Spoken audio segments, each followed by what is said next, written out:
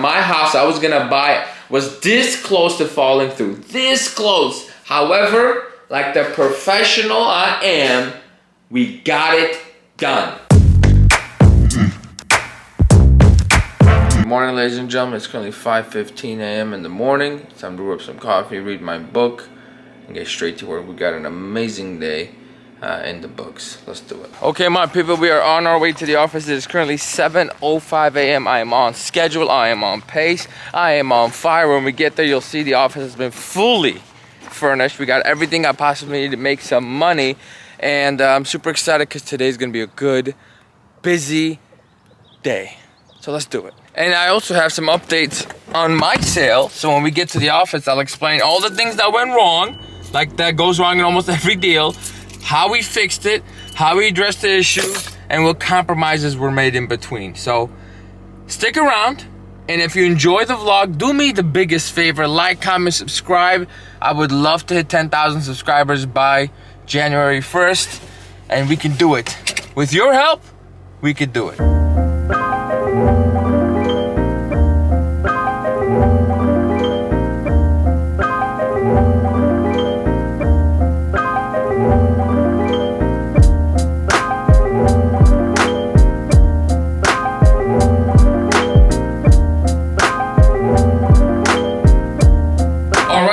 Jump, we have officially made it to the office. It is something along the lines of 7:30 a.m. in the morning. As I said, we have a lot of work to do, and let's address the elephant in the room. Why do I have this big pencil in my hand? Well, number one, it's a great pointing tool for when I need to use the board, and also it's a great prop when you're making videos. So for example, you are paying attention to the pencil right now, aren't you? Yeah, you are. Admit it. If you were curious what the pencil is for, why I got it, that it caught your attention, leave it in the comments, just a way of proof of concept. But having props in your videos is a huge way to add an extra layer of creativity and energy that'll keep people watching, right? Like, for example, if I'm taking a note, right? If I'm making a video, an educational video, and I'm like maybe doing something like this, but I'm saying, I'm dead serious, I'm providing real knowledge, but I have this pencil, it adds a layer of entertainment to it, and that is what people want. A little bit of interest, curiosity. What's happening here, right? So just a little tip for anyone making content out there. We are in the office. Let me show you the final piece to the puzzle. So you guys know I needed this whiteboard. It's here. I got my goals. I can see it every day. We're gonna buy real estate. We're in the process of doing now. And let me tell you, once you buy one property, I can already feel it inside. For me, buying another one just seems so much easier. So it's just that first one. Just that putting that offer, getting it accepted, just going through that first week, for me was the toughest part. After that, it's all been easy, no nerves. Like, I know what I'm doing. It's like I went into my own element. Goal, $125,000 a year, and then we're gonna hit 10,000 subscribers by the end of this year as well. And we are on track for all of the above. We took some damage the last 5 days or so, because I lost, I think, about another $1 million worth of real estate I could have put together in deals to close beginning of August. However, it just wasn't in the books for us. Multiple offers, lost out on all of them, even though we were $20,000, $25,000 over ask on every single one of them. However, the market is starting to simmer down, and once it kind of balances out, I will have 20 transactions ready to go, so I'm not worried about it. Anyhow, the Mac is here. That's right, I'm no longer going to be working on on my laptop, which no beef against the laptops, but that's my mobile office. This is what I need. And you got the 2 chairs, and that's it, ladies and gentlemen. I am complete. I am in my happy place. So let me go ahead and log on in. And this is the best part. So this is the brand new Mac. I actually invested a lot of money into getting them like the top version. I figured, look, I'm gonna have this office, I'm gonna have this computer for a long time. Why not go ahead and invest in it? So that way I'm not, in a year hating my life for getting the low storage option or the slower version, etc., etc. So we're ready to go. We're not gonna waste any time. I know in the last vlog I did the to-do list on the board. We're not doing that anymore. That's a horrible mistake. I'm not gonna do that again. Only because I like to write it down with my hand, and I like to scratch it off, and I like to be right in front of me. And I don't want to use up the whole board every single time. It takes too much time, right? I need it quick, and I need it efficient. Alright, ladies and gentlemen, the to-do list is complete. You probably can't see what's on here, so let me read it to you real quick. Number 1, we have to schedule some showings for this afternoon. 2 have already been scheduled. I need to schedule the rest. I think it's gonna be like 7 extra condos. Oh God. But it is what it is. This client needs to buy something, needs to buy right away. He called me yesterday, says, you know what, I'm ready to write an offer on this one we're gonna see. So that's gonna get done. I just scheduled 2 showings for down south. One's a new build, one is just a regular sale. I need to actually get paperwork done for my sale because my loan has been conditionally approved. If you don't know what that means, that basically means, you know, your loan is ready to go, given you meet these following conditions, which at this point should not be anything dramatic because we caught any of the problems that we would have had, like, hey, your Mercedes payment way too early, so I really didn't have any problems. I just basically need to provide updated bank statements, profit and loss statement, which all self-employed and business owners do have to do for year-to-date income. Then I do have to provide the payoff letter for the Mercedes. And then there's one more thing, and let me go ahead and find that out. Oh, they need a copy of my real estate license. That makes no sense to me. I don't even know where to get my real estate license. But that's a question best asked to our managing broker. So when she arrives, I'll be like, hey, any idea where I can get my real estate license? And then she'll let me know. So that's what we're gonna do. That's number 3 on the list. Number 4 is look up houses for buyers. And then we're gonna edit and post a vlog. I'm a little bit late on the vlogs. I'm gonna post one from a week and a half ago. So you'll see the, you know, how I reacted when I'm first getting my sale, dropping off my earnest money. You've already seen that by now probably. And then I have to edit the other vlog I filmed. The first one I filmed on this amazing camera. We have to post on social media. I've been posting more on Facebook and I've been getting tremendous engagement. So I'm gonna keep doing that. And then we're gonna check with a specific client that I showed a house to yesterday, seemed very interested, but seems to be like, you know, letting it go. And sometimes you gotta keep in mind, while you're a real estate agent, you're also a salesperson, right? You have to follow with your own clients, like, hey, are we gonna make an offer on this or what? You don't have to push them, but you just have to remind them. Otherwise, they like to be like, you know what, let's just stay calm, let's not do anything. And then they miss out on opportunities. So it's our job to make sure that they are making the right decision across the board. And then we have a few showings in the city. And then we're gonna make 2 what I call sit-down videos. You've seen a lot of these vlogs. I haven't done a sit-down video in a while, but I have 2 really, really good topics I wanna talk about. My 5-year plan, because I went on vacation over the weekend and I was disgusted with the way that my business is running when I'm not around. So I want to explain what my 5-year plan is for myself and my life and my business. And then we have, I was offered a sign-on bonus to lead this office, and it was a hefty amount of money, and I turned it down. And I wanted to explain exactly why I turned it down and why other agents like yourselves should be worried about, you know, these big sign-on bonuses that might seem exciting, but once you do a little bit more digging, it's really not what it's all cut out to be. And then number 10 is left blank because I know I forgot something. So when I figure that out, I'll go ahead and post that. 8:42 a.m. I'm gonna be honest, I didn't do things in the order that I was supposed to. I got caught up with my paperwork, but I got all that done, and I wanted to share some things like I had to do that are kind of annoying, right? So I have to provide the payoff letter, no problem. I have to provide my most updated statement for Chase, which conveniently enough came out today. And then I have my year-to-date P&L, which I literally didn't know how to make, but I Googled it. I literally Googled P&L, profit and loss statement template, put it together, and I used this app on my phone called QuickBooks Self-Employed. If you're a real estate agent, it's $5 a month. You need it. You need this in your life. If you're a real estate agent, get this app because it's going to save you so much time, energy, and effort in doing your taxes and doing things like this because it tracks all your expenses and your revenue coming in. And that would be a great time to let you guys know that my house I was going to buy was this close to falling through. This close. However, like the professional I am, we got it done.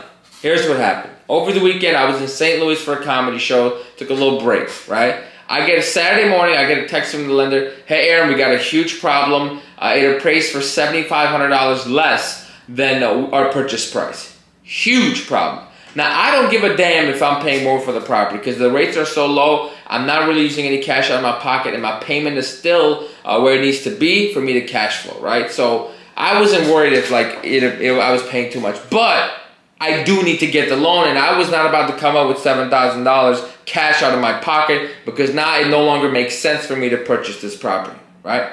So Saturday I was a little bit upset, and I'm like, you know what? And this is a great tool for everybody out there. me as a client and as an agent, right? All day Saturday, all afternoon Saturday, I was kind of pissed off, a little annoyed that I have to deal with this because, you know, it should just appraise and I would have been moving on with my life, right? But I didn't address the problem right away. I wanted to kind of let myself cool down, right? So that way I could think critically and get the problem resolved instead of rushing to it and then reaching out to the agent and then creating a scene that's not worth anyone's time. So I said, you know what, I'm gonna take Saturday, Sunday off. No one's working anyway. And then on a Monday, I will get this fixed. And I reached out to the lender. I said, what is the appraisal amount that we need to work out? And it was $151,000. So he actually told me it was $151,500, which we later found out was a mistake. But that's the number I used. Went to the seller. I explained the situation. I said, look, I'm more than willing to pay $158,500 if we can get this appraisal up. So if you have comps, please share them with me, which I knew they didn't have comps because I looked everywhere, right? And basically my concept was that let's work together, right? I'm still giving you, it is what it is. I'm not trying to lower your price. The lender won't give me my loan. Then they countered me with $151,500 flat, no closing cost credits. Now I want those closing cost credits, not because I don't have the money to put the down payment, but because number one, don't want to use my cash for the down payment. I'd rather use my cash to renovate the place, right? For example, I need a washer dryer hookup. I don't have the hookup, so I have to install it. That's $3,000 right there, right? So that's where the closing cost credit was going to help me, and I had $3,500 built into the contract. However, they replied with $151,500, no credits. And then I countered, said, look, I know you're compromising on your end. Let me compromise on my end. I need those credits, but instead of taking $35,000, I'm willing to take $2,000. This way, you're originally asking $150,000. You're basically getting $149,500. Everybody wins. They agreed. So when that happens, you need what's called a price addendum, and which basically says, you know, the price will be changed from this to this, and the credit will be changed from this to this on this date. And that's what we are waiting to get signed, and then everything else is turned in. So now it's time to move on to the to-do list. We have 2 sets of clients to schedule showings for right away. And now that, you know, it's almost 9 o'clock, people are getting to work, and I can get these things confirmed. And then we'll start looking up houses for buyers and making some TikToks. Let's go. Hello, this is Aaron with Remax First. I'm calling to schedule a time to see 15 in Manhattan, Illinois. I called earlier yesterday, and I would like to schedule a showing for tomorrow, Wednesday, at noon, so 12 o'clock. If you could call me back to confirm, my number is 847. Okay, so that's showing scheduled. And then one of my clients reached out to me about a temporarily off-market deal, which, by the way, if you're looking for sales, in this market, you really got to expand your horizons a little bit more, right? You got to look at cancels, you got to look at old expireds, and you got to look at temporarily off market because sometimes sellers aren't able to buy a home and have to cancel their sale. And they'll remain temporarily off market till they put something under contract because they know they're going to sell over the weekend if the second they list. That's one of the things I was supposed to do today, but I read in the description, it says they're literally no longer interested in selling, so there's no reason for me to do anything.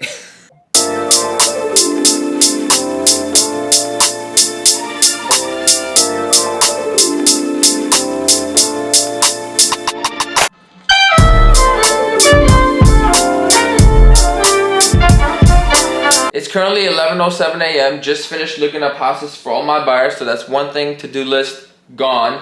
And it took a lot longer because in between I got a couple of phone calls from other clients, had to do a couple of small things here and there, and my phone is still buzzing, as you can hear. One of those calls was a client of mine who was really not happy with the lender that I sent them, and I can't tell you how grateful I am that I have an open dialogue with my clients and they can share that with me because now I know that I need to make improvements. But one thing I do want to mention, because this will happen to you. As a human being, mistakes will be made.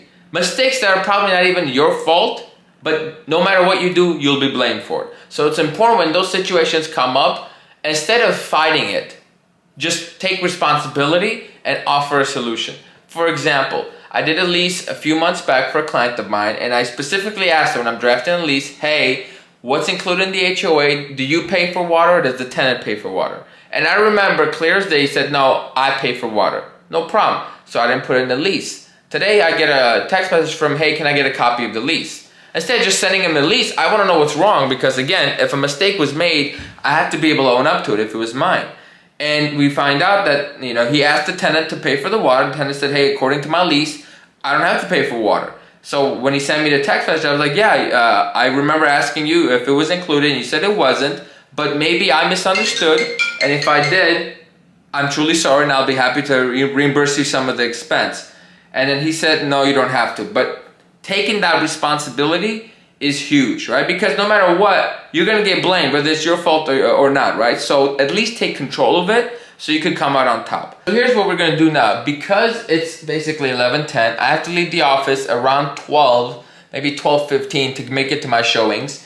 I'm going to eat lunch right now, and then at the same time edit and post this vlog, and then come back and make some social media content. All right, that was quick. It is currently 11:59 a.m.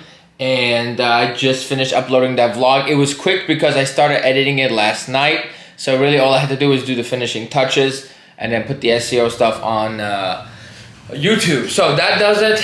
Being at almost 12 o'clock, I do have to head out in about 15 minutes. I'm gonna use this time.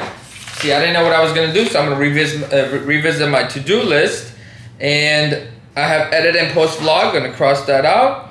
I did have two things I wanted to film, which I'm gonna try to film when I come back, because I really want to dive into this 5-year plan, and I want to dive into this $22,000 sign-on bonus that I was offered. So we'll get into that. So what I'll do right now is I have a thing here that says post on social media. So I'm in the next 15 minutes, my job is to post on my social medias, and it's really that easy. For anybody wondering how to get business from social media, it's not about the posts. Well, it's got a lot to do with the posts, but the key ingredients to actually getting business is consistency. See, what happens is when your sphere sees you posting real estate content or just content in general, right, and then hinting that you're a realtor, they see it, they take attention to it.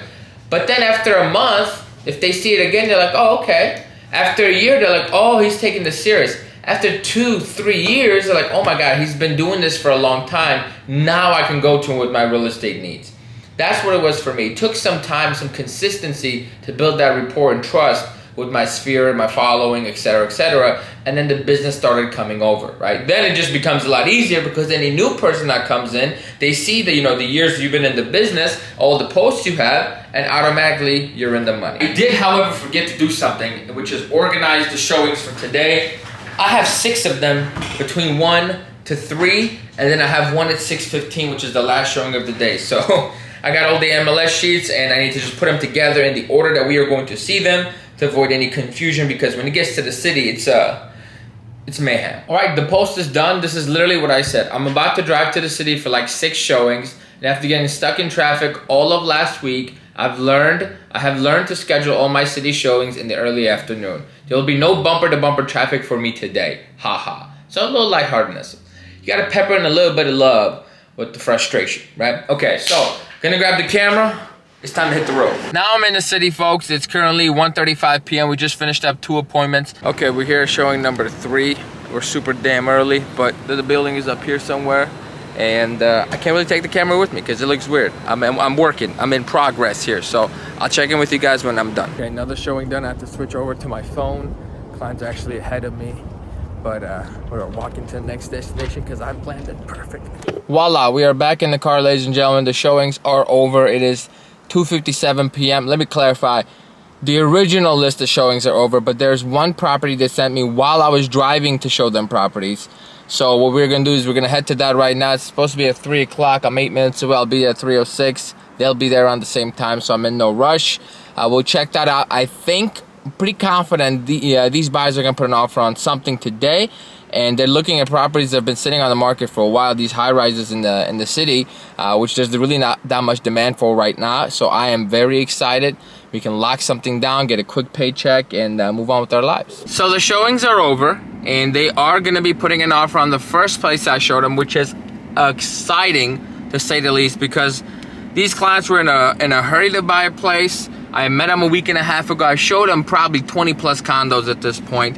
We found one we like. We're gonna put in an offer and pray to the gods that we get it. We have finally made it to the damn elevator of the office. That was a hour and God knows how long ago. I think it was actually almost an hour and a half I was on the road. It was a long time, but I finally made it to the office. I got some Chipotle, we're gonna eat. It's currently like 5:05. I have a showing at 6:15. And in between now and 5:45, I have to write up the software and send it over. And then, oh, lighting, fix the lighting. So I have to write up this offer and send it over, and then on top of that, I have to get homeowners insurance for my unit and then go to the showing. Okay, it is time to submit this offer and eat this Chipotle. We're gonna do it at the exact same time.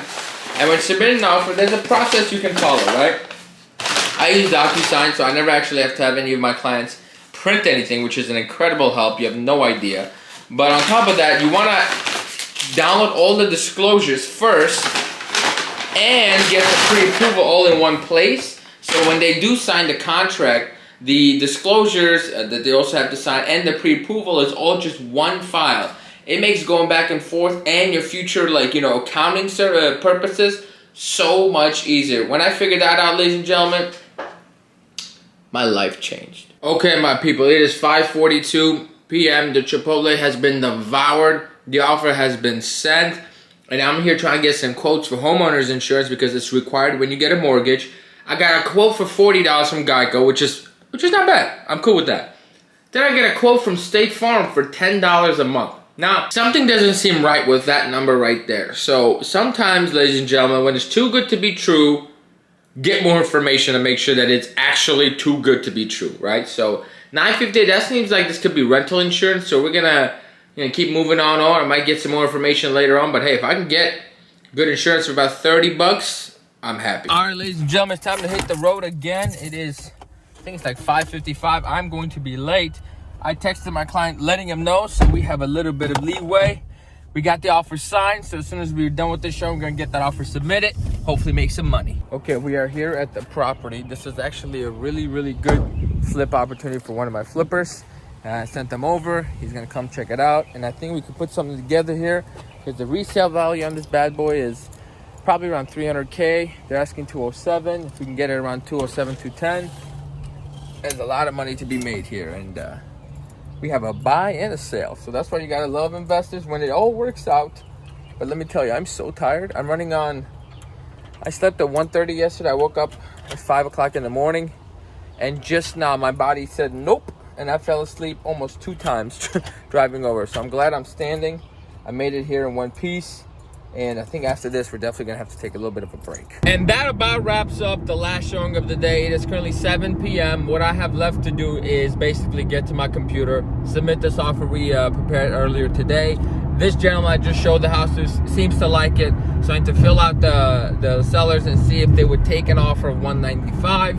They're asking 207. We're coming on cash. House needs a lot of work, but we'll see how that goes. And then I have another client that's just taking the sweet time making a decision. And I learned in my my old age and my experience is sometimes clients need a little bit of a push, but not, you don't want to shove them off the cliff, just a little nudge, because sometimes they're hesitant and afraid to make decisions because they're nervous, they're scared, right? And that's where we come in, because we've done this before, and we nudge them a little bit, and then they thank you for it in the long run, because they don't miss out on a house they absolutely love. The key is you can't do this every time someone says, I like this house. You can only do it when you know for a fact it's a good property and they should buy it. Thank you everybody for watching the vlog, making it this far. If you enjoyed it, please do me a solid. Hit the subscribe button. If you're new, like the video. It helps me a ton. And leave a comment. Let's go. Let me know what you think, how you're doing, what color's your hair, what kind of sunglasses you wear. I don't care. Whatever you got to do for the algorithm, help my brother out. And I reply to every comment. All right. Thanks again, and have a wonderful day. Bye.